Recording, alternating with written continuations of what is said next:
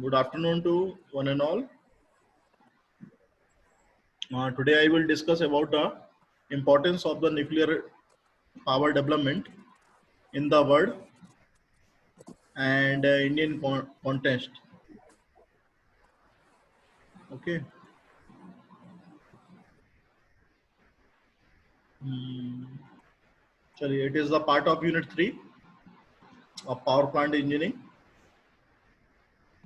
This is the outline of the today lectures. The world electricity production mix, nuclear share of electricity, current status, global energy productions, nuclear power station in India. This is the first slide of today lectures. The world electricity production mix up, that is the 2015 data, and around of the 2020, some of the percentages varied according to the requirement. Most of the energy production which will be developed in the thermal part, thermal power station, that is the around of the 66.7 percentage, and from another side the hydro type of is the power generation, that is generating the 17.8, nuclear is only 11.2, and the renewable is the 4.3. So that is the difference. Here the energy from the various sources is the different percentage. तो ये ऐसा क्यों हो रहा है? क्योंकि जिस हिसाब से एनर्जी अवेलेबल होती है उस हिसाब से कन्वर्जन भी होता है. हमारे हिसाब से कुछ भी नहीं होता है. एनर्जी जैसी अवेलेबल होगी वैसी करेंगे. यदि हमारे पास कोल या बोलना चाहिए कम्बशन के लिए कोल की क्वांटिटी बहुत अच्छी अवेलेबल है तो उससे हम ज़्यादा पावर डेवलप कर सकते हैं, और ऐसा होता भी है. हाइड्रो और बोलना चाहिए रिन्यूएबल एनर्जी सोर्सेज अपने पास ज़्यादा कन्वर्जन पार्ट नहीं हो रहा है, जिसके कारण से कि हम एनर्जी को one part two another part कर सके. But this is the data of the 2015. This is the general survey. But at A current time after the 5 years data will be revise. तो उस केस में आप देखेंगे कि जो न्यूक्लियर का जो पोर्शन है वो आपका बहुत ज़्यादा बढ़ चुका है. इस समय 11.2 से बढ़ के करीबन 25.2 के आसपास पहुंच गया है. और जो आपका बोलना चाहिए 17.8 हाइड्रो को देख रहे हैं, इसमें बहुत ज़्यादा चेंजेस नहीं है, 1-2% का है, क्योंकि ये लिमिटेड एनर्जी सोर्सेज है. वाटर की आपको पता है कितनी क्राइसिस है. महाराष्ट्र में सबसे ज़्यादा वाटर की क्राइसिस रहती है. तो जरूरी नहीं कि आपको वाटर के द्वारा पावर जो प्लांट है बहुत अच्छे मिल जाएंगे. ज़्यादा से ज़्यादा 20% आप मान के चल सकते हैं इसका. थर्मल की, हाँ ये बोल सकते हैं कि थर्मल में यहाँ पे जो रिक्वायरमेंट है कोल की वो बहुत कम हो गई है. पहले जितनी अवेलेबल था कोल अपने पास उतना कोल नहीं रह गया है. न्यूक्लियर सोर्स ऑफ इलेक्ट्रिसिटी ये आप देखेंगे इन द वर्ल्ड कॉन्टेक्स्ट के फॉर्म में France, Ukraine, Slovenia, Hungary, Slovenia, Belgium, Armenia, Sweden, Finland, Switzerland, ये सारे जितनी कंट्रीज हैं हर जगह न्यूक्लियर शेयर अलग अलग है इलेक्ट्रिसिटी का. इंडिया की यदि बात करेंगे तो इंडिया 3.5 पे है, तो it is very very less. India में ये जो डेटा अभी आप देख रहे हो बहुत कम डेटा जा रहा है इंडिया का. तो ये डेटा इसलिए कम जा रहा है क्योंकि यहाँ पे अभी इतना डेवलपमेंट नहीं किया गया. लेकिन अभी ये 15 का डेटा है, तो इस हिसाब से भी आप देखेंगे तो ज़्यादा से ज़्यादा 10% न्यूक्लियर एनर्जी का यूटिलाइजेशन किया जा रहा है, या 15% का. इससे ज़्यादा का यूटिलाइजेशन नहीं हो पा रहा है. तो डेटा जो अवेलेबल होता है उस हिसाब से बात की जाती है. सबसे ज़्यादा जो इन्वॉल्वमेंट है वो है आपका फ्रांस में. फ्रांस में आप देख रहे हैं 76.3 का है. यूक्रेन में सेकंड नंबर पे है. फिर उसके बाद आप देखेंगे 55.9 जो है आपका स्लोवेनिया में है. हंगरी में भी अच्छा है 52.7. तो इस तरीके से जो वेरिएशन चल रहा है न्यूक्लियर शेयर ऑफ इलेक्ट्रिसिटी का हर कंट्री का अलग अलग है, एक जैसा नहीं है. तो इस हिसाब से अब यदि आप देखेंगे तो आप उस पर बात कर सकते हैं कि कितना आपका इंडिया कहाँ पे किस पायदान पे खड़ा हुआ है आके. ये चीज़ अपने को देखने वाली रहती है. द करंट स्टेटस यदि देखेंगे 17 की बात करेंगे तो इन ऑपरेशन में 449 न्यूक्लियर पावर रिएक्टर्स हैं, जिसमें से यूएसए, फ्रांस, जापान में, चाइना में, रशिया में, साउथ कोरिया में, जिनकी कैपेसिटी 392 गीगावाट की है. तो यूएसए में 99 पावर रिएक्टर है, फ्रांस के 58 है, जापान में 42 है, चाइना में 37 है, रशिया में 35 है, साउथ कोरिया में 25 है. तो इस तरीके से अलग अलग कंट्रीज में अलग अलग आपके न्यूक्लियर पावर रिएक्टर लगे हुए हैं. तो ये ऑपरेशन वाले हैं, ये कंटिन्यू चल रहे हैं, मतलब दिन रात काम कर रहे हैं. तो इस हिसाब से इनका बताया गया है. और यदि दूसरी बात करेंगे अंडर कंस्ट्रक्शन में तो 16 न्यूक्लियर पावर रिएक्टर्स जो हैं ये आपके अंडर कंस्ट्रक्शन हैं. जैसे कि चाइना में 20 हैं, रशिया में 7 हैं, इंडिया में 5 है, यूएई में 4 है, और यूएसए में 4 है. तो this is the different data for the under construction comparing to the operating. Operation में आपके जो थे वो ज़्यादा थे, और अंडर कंस्ट्रक्शन अभी बहुत कम आपको दिख रहा है, 60 दिख रहे हैं. और भी डेटा यदि रिवाइज हुआ होगा तो ज़्यादा चाइना में आपके 40 हो गए होंगे या 35 हो गए होंगे, रसिया में 15 हो गए होंगे, इंडिया में 10 के करीबन है, यूएई में आपके 10 और हो गए होंगे, और यूएसए में आपके 5-7 और हो गए होंगे। तो इस हिसाब से आप देखेंगे तो वहाँ पे बढ़ जाएगा डेटा।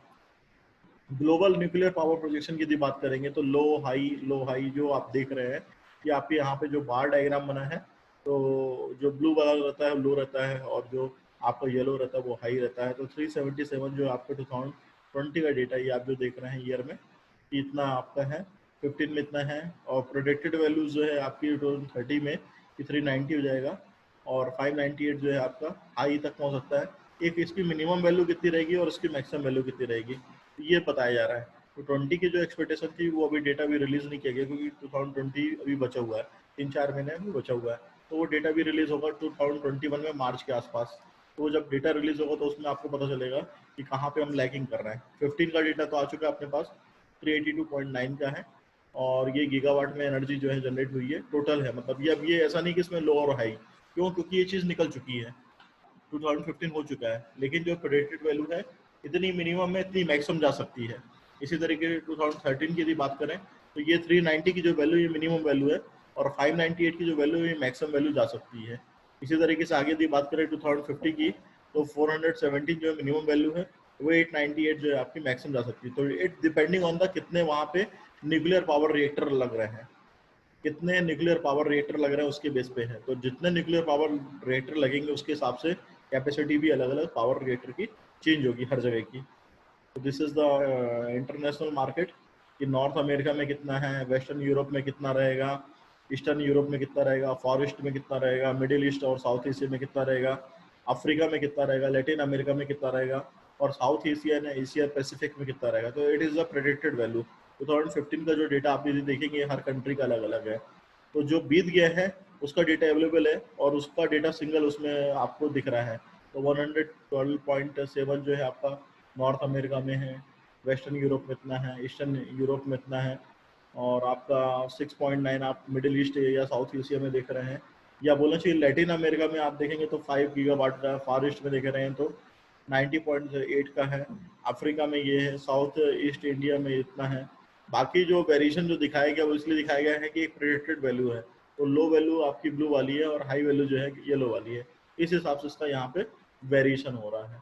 तो this slide show the nuclear power development in the different region, international market, international market में किस हिसाब से न्यूक्लियर पावर डेवलपमेंट हो रही है।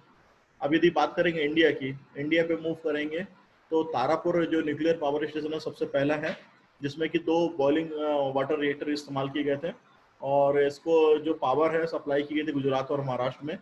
सेकंड आएगा राणा प्रताप राजस्थान का न्यूक्लियर पावर स्टेशन, जो कि 42 mile south west of Kota Rajasthan में लगा हुआ है कैनेडियन कोलैबोरेशन के साथ में।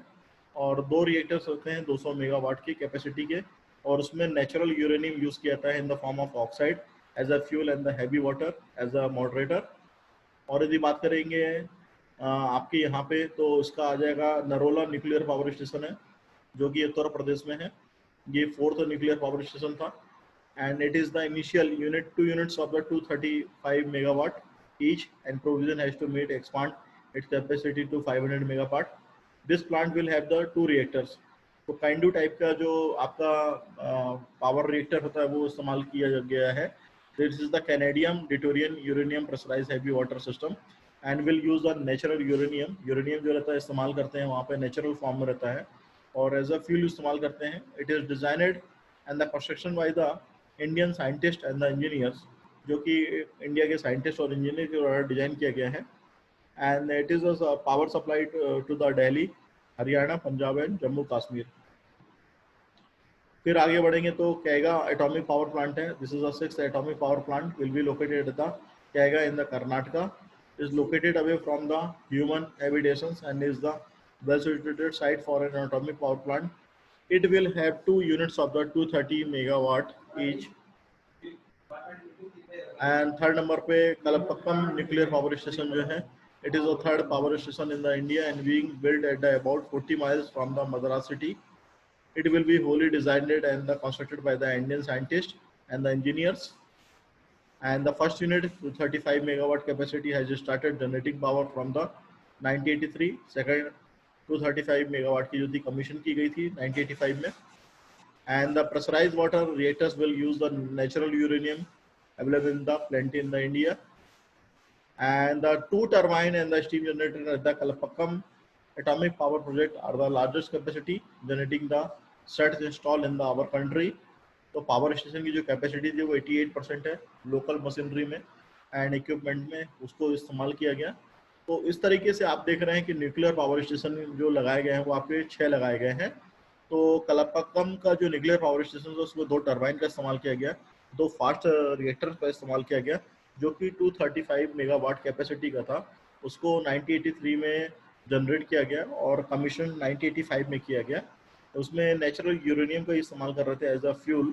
As a water reactor also will be where use there the nuclear power station.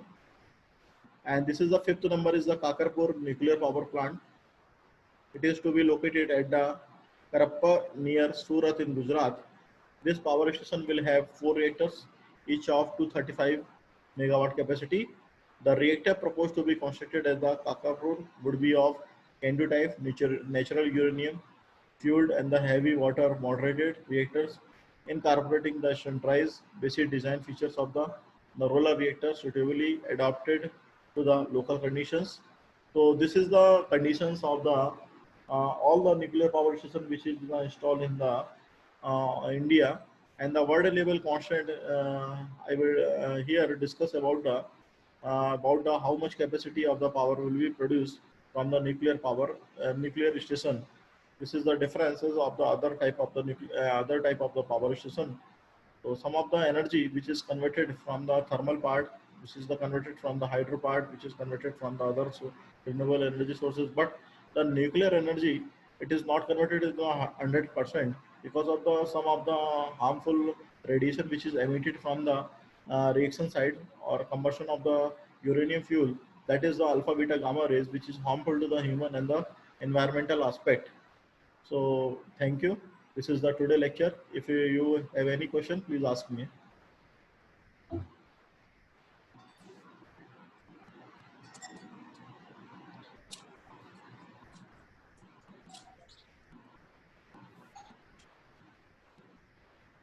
Yes.